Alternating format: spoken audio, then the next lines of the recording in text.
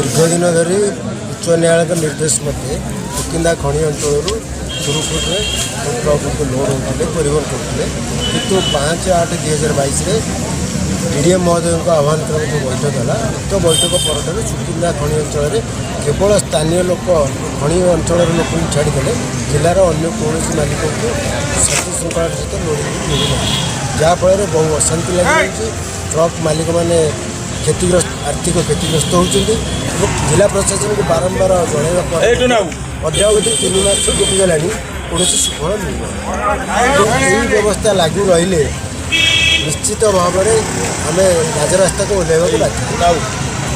आज जो गणधारणा प्रतिबाद ये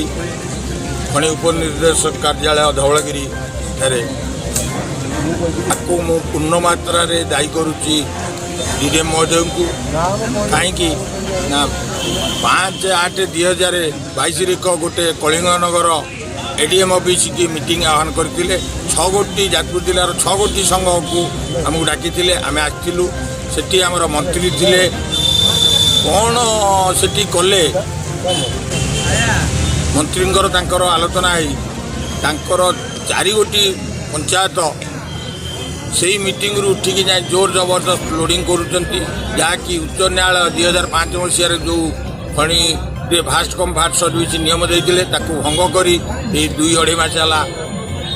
परतन पड़ी 4टी पंचायत लोक जोर जबरदस्त लोडिंग करुँच जाजपुर जिलार विभिन्न संघर गाड़ी गुड़िक लोडिंग रू वंचित होते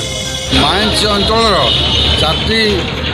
पंचायत गाड़ी मालिक मैंने जोर जबरदस्त गाड़ी को लोड कर जाजपुर जिला जो 6-7 संघ अच्छी से गाड़ी मैंने लोडिंग वंचित होती जहाँद्वारा पेट पाटना कथा हो छुआ पिला सब उपास होती आम डीडीएम ऑफिस धारण बचु डीडीएम बुझु जदि यार प्रतिक्रिया न कर जाए खूब सब गाड़ी मालिक रास्ता को बाध्य।